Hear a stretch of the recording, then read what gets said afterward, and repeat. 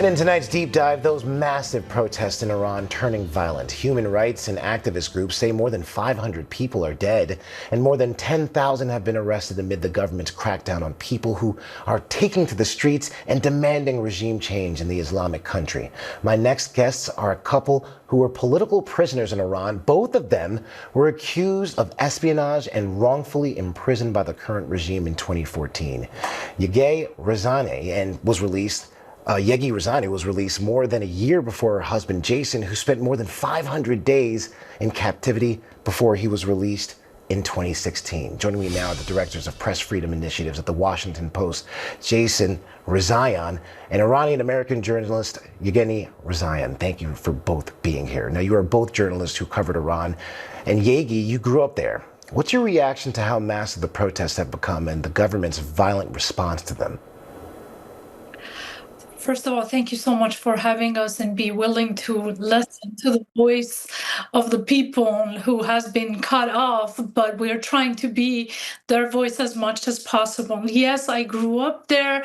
We witnessed very similar violence and brutality by this regime in 2009. We have seen it over and over again in 2017, 2018, 2019. If you remember, in 2020, they shot down their own passenger airplane, the Ukrainian passenger airplane, with over 176 innocent Iranians over the plane. In 2022, if you remember, there were mass nationwide protests, which is now known as Women Life Freedom Movement. So this is not, unfortunately, new. Iranian people have been done by this regime, and this regime has done nothing to meet very basic needs of the Iranian people, whether economic or social freedoms. And this is the loudest message that Iranian people are sending to the regime and to the outside world, showing that they don't want this regime anymore. And obviously, every single time that they come out and exercise their freedom of expression, which has been taken away from them for over 47 years, they are being faced by live bullets and military ammunitions.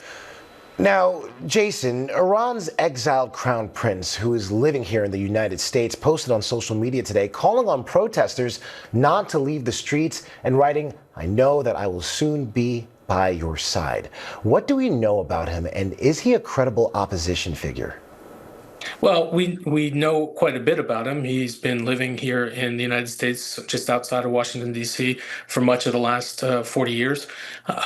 He has clear presence on social media, and a lot of people in the country are nostalgic for the reign of his father and grandfather.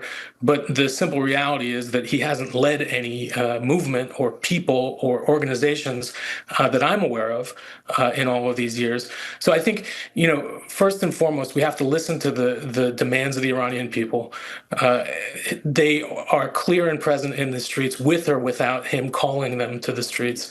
And if you were to ask me if I had to guess or put money on it, whoever's going to lead Iran after the fall of the Islamic Republic, whenever that happens, is in Iran right now. Now, Yeganeh, President Trump has also posted support for the people protesting the regime and warned of potential U.S. intervention in Iran. What do you make of that? Well, the truth is that Iranian people are such proud, strong people. Asking for a foreign intervention is the last thing we want. But also, on the other hand, this regime has proven so brutal. And the truth is, there's a little bit of difference between Iranian people and what exists in the U.S. Iranian people are not weaponized. They don't have guns. They don't have any other way of showing up. They have to show show up to the streets empty-handed. They have no way of defending themselves or their loved ones, and just by put out fires or putting up fires or things like that, that's their only little way of defending themselves. So the biggest moral challenge here is whether should the President Trump or Israel get involved or not. Obviously, that is our last resort. What I want to tell you is that over the last decade, there have been opportunities for the U.S. government, whether Democratic or Republican government in place, there were other opportunities to show their support to Iranian people. And the best way that they could have done that was put in place ways of communications. If the internet was not shut down now, if the phones and cell phones and landlines were working, if we had any way of hearing the voices of people immediately, if the communications path were open and the real-time images of their brutality and their violence against civilians would come out, that by itself will put an end to this regime and without any foreign intervention. But unfortunately, that hasn't happened. Now, Jason, I do want to ask you, you said that the leader of Iran, the next one, is in the country right now. So how do you think this ends, and who do you think that leader could be? I'm not going to make any guesses about who they are, but I think it has to be somebody who's been steeped in the realities of that country for all of these years. There have been thousands upon thousands of people who've been killed, imprisoned, and exiled by this regime, and there are still many thousands of people inside this country. We're witnessing them right now fighting against this brutality. A lot of people who have tried to create movements within the country had those suppressed and continue to fight within the country. I think, unfortunately, the brutality and the carnage that we see right now is likely to continue in the days ahead. It pains me to say that. It's heartbreaking to say that. But I'm also inspired by the resilience of the Iranian people. I always have been in the quarter century that I've been covering Iran.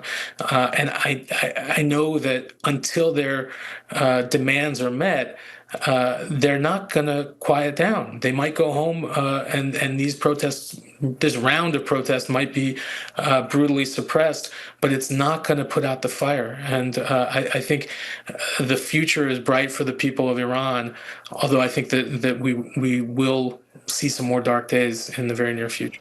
All right, Jason and Yeganeh Rezaian, thank you so much for your time. Thanks, Ike.